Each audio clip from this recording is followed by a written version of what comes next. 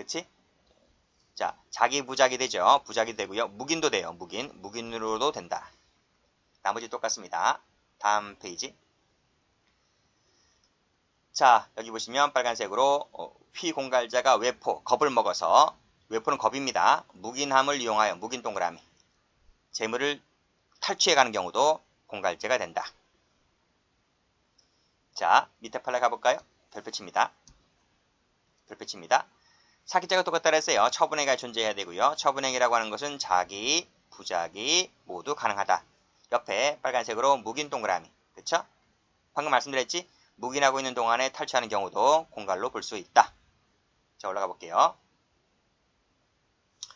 갑은 A 파출소 앞길에서 의리운전하는 택시를 탔어요. 그래서 어디까지 가자 그랬어요? 어디까지 목적지까지 가자고 했는데 세 번째 줄. 자, 택시 요금 지급을 요구합니다. 택시 요금 달라고 하니까 을의 목을 붙잡아 얼굴을 때린 다음에 도망갔어요. 때리고 도망갔어요. 택시기사가 택시 요금 안 받는다는 게 아니에요. 택시 요금 달라 했어요. 달라 했는데 때리고 도망갔어요. 자, 근데 그 택시기사가 그 지역을 잘 알잖아요. 그쵸? 그래서 저놈이 저쪽 동네 간다 그랬는데 그 목적지 앞에서 기다려요. 그러니까 저놈이 저쪽에서 걸어오는 거예요. 자, 그래서 또다시 만나서 택시 요금 지급을 요구했어요. 그러니까 또다시 한번 때리고 도망가요. 자, 공갈죄 될 수 있을까? 라고 하는 건데, 공갈죄가 되려면 처분행위가 있어야 한다 했잖아요. 택시비를 면제하는 처분행위가 존재를 해야 되는데, 지금 택시 요금 지급을 요구했잖아요. 그것은 면제라고 하는 의사표시, 처분행위라는 것이 존재해요. 택시 기사 아저씨가 면제를 안 해주잖아요. 돈 달라고 했는데, 즉 처분행위가 존재해요? 처분행위가 존재하지 않잖아요. 그래서 구조 자체가 사기죄나 공갈죄가 되는 구조가 돼야 안 돼요? 안 되는 거예요. 그쵸? 무슨 죄밖에 안 돼요? 때리고 도망갔다고 했으니까 때렸다는 것은 인정되므로 폭행죄는 가능한 거예요. 자, 밑에 가로 2번 보시면 처분행위를 한 적이 없어요. 택시요금을 면제해준다는 처분행위가 없어요. 그 밑에도 택시요금 지급을 요구했다는 것 자체가, 이 지급 요구라는 것 자체가 바로 뭐다? 처분행위를 한 적이 없다는 거예요. 그래서 공갈죄가 되지 않고 폭행했으니까 폭행죄만 될 뿐이다 하는 게 판례입니다. 자, 다음 페이지. 자, 착수시기를 갈게요. 착수시기는 똑같죠? 뭐지? 폭행 협박시죠. 폭행 협박시. 공갈행위 할 때 착수가 있고 취득했을 때 기수가 된다고 봤습니다. 자, 밑에 판례 보시면 중요한 거 별표 쳐볼까요? 독극물 사건 별표 치시고 그 밑에 판례 이거 별표 쳐보세요. 요 판례가 공갈쳐서 제일 잘 나오는 판례예요. 자, 올라갑니다. 피해자들을 공갈쳤으니까 요때 착수가 있는 거죠? 빨간색으로 입금하게 되면 입금하는 순간 기수가 되는 거예요. 됐습니까? 자, 올라가 보시면 독극물 나와 있죠? 투입하겠다고 협박하여 외포심을 느낀 사장은 갑이 지정한 은행 계좌에 돈을 입금하였다 하는 순간 기수가 됩니다. 기수. 끊고 인출을 못했다 하더라도 미수가 되는 게 아니라 기수가 되는 판례죠. 자, 밑에 자, 자동차 나왔네요. 자동차는 언제 기수일까요? 인도받으면 동그라미 이때 기수가 돼버려요. 자, 이전 등록 아니에요. 이 자동차에 대한 이전 등록을 받기 전이라 할지라도 즉 서류를 다 받았을 때 그래서 내 앞으로 자동차 등록 명의를 마쳤을 때가 아니라 그 자동차를 내가 현물로 직접 인도받으면 그때 기수가 된다는 판례입니다. 자, 부동산 가볼까요? 부동산은 언제 기수일까요? 부동산은 등기죠, 등기. 등기를 받게 되면 기수가 돼요. 잔금을 다 치렀을 때가 아니라 잔금 치르고 나서, 물론 잔금 치르는 것과 등기하는 것은 이제 동시행 관계겠지만 이전 등기를 경료받아야 부동산에 대한 소유권을 취득하게 됩니다. 그래서 이전 등기를 받았을 때 기수가 되는 것이고요. 부동산이 등기가 있고 미등기가 있잖아요. 미등기 같은 경우는 이 인도를 받으면 기수가 되는 거예요. 자, 서류 받을 때 아닙니다. 서류 받을 때가 아니다. 그예요. 서류 받을 때는 자, 미수가 된다는 기출지문이 있어요. 미수이다 이렇게 보았습니다. 자, 다음 위법성 볼게요. 자, 위법성 많이 봤지? 절취 불법설 할 때 설명 다 드렸던 거예요. 채권이 있다는 말이 피고인이 피해자에게 채권이 있다는 말은 이 피고인은 뭐다? 채권자다 이런 뜻이고요. 그래서 권리 행사를 빙자하여 사회통념상 용인되기 어려운 빨간색으로 정도를 넘는 협박을 썼다라고 했을 때 공갈죄가 됩니다. 위법성 조각이 안 돼요. 다음. 자, 이 판례 출제가 잘 되죠. 별표 쳐보면 똑같죠. 뭐 똑같죠. 자, 권리 실현의 수단이다. 이렇게 쓰고 있죠. 권리 실현 수단이다. 즉 채권자란 말입니다. 권리 행사를 빙자해서 빨간색으로 겁을 주고 또 정도나 범위를 넘는다면 역시 마찬가지로 위법성이 조각이 안 됩니다. 공갈죄가 됩니다. 그래서 사실관계를 한번 읽어보시면 물론 판결 요지가 제일 중요해요. 이것이 제일 중요하지만 사실관계도 한번 나온 적이 있습니다. 갑이 자신 앞으로 허위의 무슨 가등기가 맞춰짐을 기화로 을에 대한 오래전의 채무를 변제받는 목적에서 을에게 이런 말을 하죠. 당신이 허위 매매계약서를 작성하고 허위의 가등기를 한 것은 사문서 위조나 인감 도용, 인감 위조, 강제집행 면탈죄에 해당하는지를 아느냐라고 했어요. 이렇게 말했다는 것이 공갈죄가 될 것이냐 라고 하는 것인데 이것은 밑에 나와 있지. 네 번째 줄에 그 상대방에게 겁을 먹게 하였고 그 수단 방법이 허용되는 정도나 범위를 넘기 때문에 공갈죄가 된다고 봤습니다. 됐죠? 자, 그 다음 정신병원 사건 보시게 되면 요 판례도 2번이 잘 나와요. 2번 별표 치시고 자, 읽어볼까요? 감녀는 부부관계입니다. 감녀는 알코올 의존증이 있는 남편을 정신과 병원에 보내려고 합니다. 그래서 밑에 강제로 남편을 위 병원에 입원시켰다. 뭐가? 정신과 전문의 진찰 병원장의 입원 결정이 없는 상태에서 어떻게 뭐 원무과장에게 부탁을 해서 뭐 뒷돈 좀 줬겠죠. 해서 강제로 남편을 정신병원에 입원시킨 거예요. 판결 요지 보시게 되면 이 남편을 정신의료기관에 강제로 입원시킨 것은 강제 입원 동그라미. 정신과 전문의 진찰도 없이 입원 병원장이 입원 결정이 없는 상태에서 강제로 입원시킨 것은 위법성이 조각된다 안 된다? 조각되지 않는다. 즉 위법성이 인정된다는 판례입니다. 두 번째. 자, 이 남편은 이제 정신병원 들어가 있어요. 밖으로 못 나와요.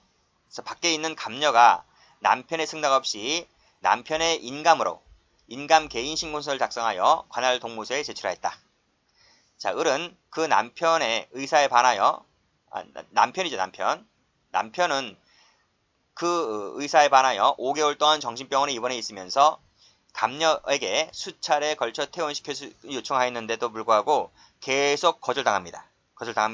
자, 어느 날 이 아내가 왔어요. 아내가 와서 한다는 말이 당신 저쪽에 있는 건물 하나 있지? 그 건물 내 앞으로 이전 등기 하자 이렇게 말했습니다. 지금까지 취지가 계속 그런 취지였어. 근데 이번에는 노골적으로 얘기를 합니다. 나한테. 그래서 남편이 뭐라 그래요? 이번 조치가 계속되는 것에 불안감을 느껴서 이번에도 그거 안 해준다고 하면 이 여성이 이제 자기가 이제 그 퇴원을 못하게 되니까 계속 불안감을 느낀 을은 퇴원을 조건으로 하여 그 요구에 응하였고 이제 이 아내는 어떻게 되는 거죠? 그 부동산을 자기 앞으로 이전 등기를 하게 되는 거죠. 그래서 남편이 이제 나오게 되는데 그 남편이 이제 아내를 고소했던 사건입니다. 자, 과연 감녀에게 공갈죄가 될 수 있을까라는 판례예요. 자, 판결 요지 2번. 퇴원 요구를 거절해온 피해자의 배우자가 피해자에 대해서 빨간색으로 재산 이전을 요구했다. 동그라미. 이게 바로 뭐예요? 이게 바로 암묵적 의사표시야.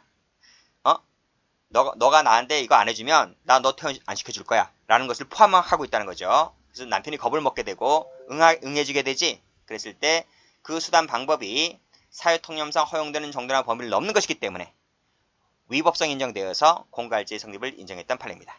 정당이 되는 거 아니죠. 정당의 쪽에서 총론 시간에 정당의 쪽에서 나오는 판례입니다. 자, 다음. 자, OX 판례 보시면 자, 공갈죄 성립을 인정했던 판례 볼게요. 전부 다 채권자가 채무자에게 하는 것들입니다. 자, 동거를 청산하는 과정에서 피해자에 대하여 금전 채권이 있다는 말은 무슨 말이지? 피고인이 채권자구나. 이렇게 알 수가 있네요. 자, 이제 남남이잖아요. 그쵸?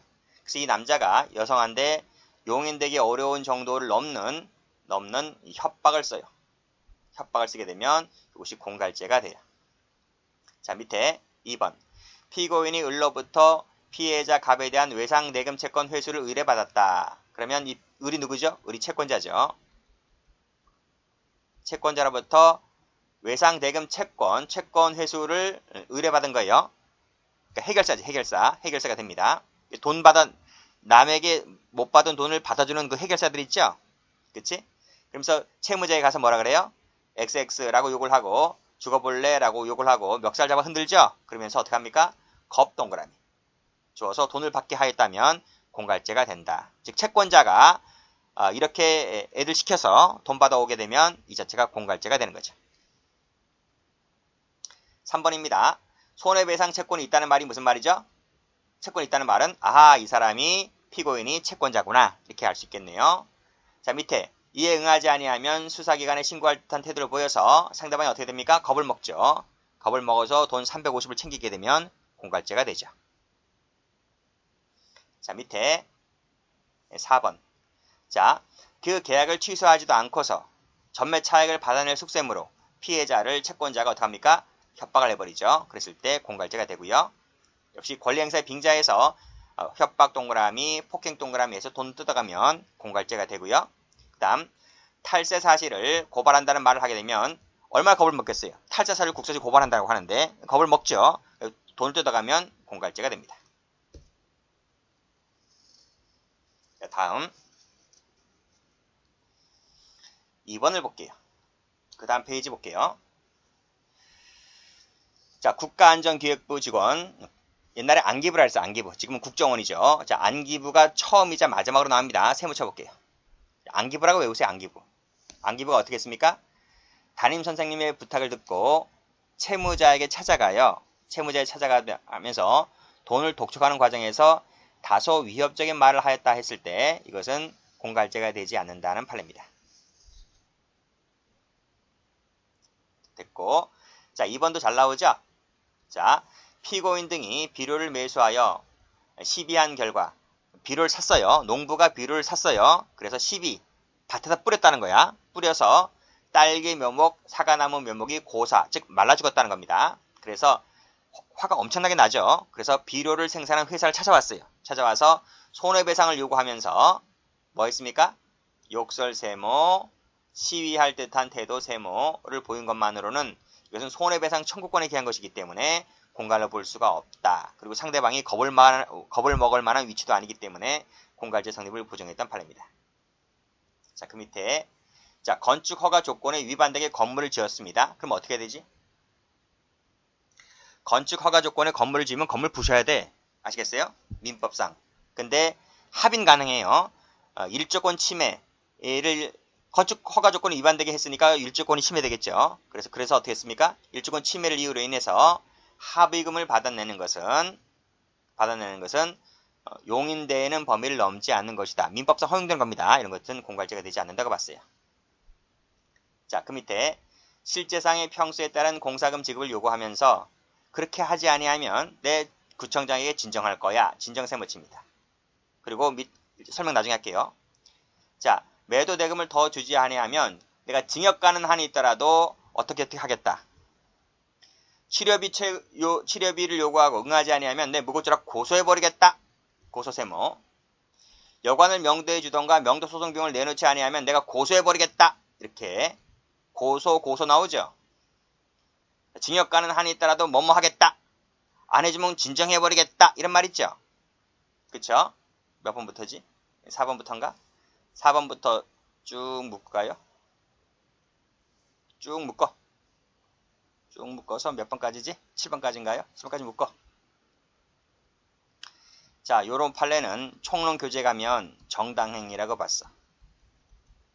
정당행위가 된다 라고 봤어요. 그래서 위법성이 조각돼요.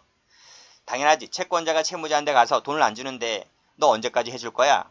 너 언제까지 해주지 아니하면 내가 애들 시켜서 확 부셔버린다. 이게 아니잖아요. 너 언제까지 해줄 거냐? 너 왜 이렇게 안 주냐? 언제까지 해주지 아니하면 내 진정할 거야? 고소할 거야? 이건 채권자로서의 정당한 권리 행사라는 거예요. 그렇게 말함으로써 상대방으로 하여금 채무 지급을 독촉하는 거죠. 내가 해코지 한다는 얘기가 아니잖아요. 내가 너희 딸 뭐 어떻게 해코지 한다. 너희 딸 자식 너 해코지 한다는 얘기가 아니라 내가 안 하면 고소할 수밖에 없잖아요. 민법상 고소할 수밖에 없잖아요. 소송할 수밖에 없잖아요. 너 언제까지 안 해주면 소송할 거야? 이것이 죄인가요? 아니라는 거지. 위법성이 조각된다고 봤습니다. 자, 그 다음 8번 판례 보시면 어떻게 말했습니까? 판결 결과에 따라서 정산할 것을 요구했다. 결과를 보고 얘기하자는 거예요. 판결 결과를 보고 얘기하자라고 말했을 때는 이것은 정당 권리 행사이므로 공갈죄가 되지 않는다고 봤습니다. 다음 죄수 관계네요. 자, 공갈죄가 성립하려면 폭행 협박을 수단으로 한다 했죠. 자, 폭행 협박을 썼다고 하면 폭행 협박이 별도로 성립하는 것이 아니라 공갈죄 어떻게 됩니까? 흡수가 되죠. 흡수가 됩니다. 됐고, 동일인에 대해서 여러 차례에 걸쳐서 금전 갈취를 하잖아요. 그러면 한 개 협박 행위마다 일죄씩이 되게 됩니다. 이것은 어디서 나오지? 죄손을 할 때 나오지. 그래서 이것을 가로 열고 행위 표준설을 취한 대표적인 판례가 되죠. 밑에 판례 별표. 자, 공무원이 직무집행 의사 없이 대가적 관계 없이 돈을 뜯어가면 공갈죄만 됩니다. 그쵸? 수뢰죄가 되나요? 수뢰죄 안 되죠. CF 수뢰죄는 되지 않는다. X. 왜요? 수뢰죄는 돈 받았다고 무조건 수뢰죄가 되는 것이 아니라 직무집행 관련성이 있어야 돼. 그래서 대관계가 있어야 돼요. 그게 없으면 수뢰죄는 되지 않고 이 사건의 경우는 공갈죄밖에 되질 않아요. 그럼 상대방은 무슨 죄가 될까요? 그렇지, 공갈죄의 피해자만 될 뿐이에요. 공무원이 뇌물죄가 되지 않기 때문에 저쪽에서도 뭐가 안 된다? 뇌물공여죄는 되지가 않는다는 판례입니다. 자, 밑에 자, 도박이 공갈죄의 수단이 되었어요. 그러면 이거 역시 마찬가지로 도박죄가 공갈죄 흡수가 되나요? 아니죠. 공갈할 때 늘 언제나 도박이 수반되는 게 아니잖아요. 수단이 되었다고 해서 무조건 흡수되는 관계가 있는 것은 아니에요. 그때는 별도의 죄가 된다고 봤습니다. 됐고, 그 다음에 특수공갈죄 상습범 되었네요. 자, 여기까지 하겠습니다.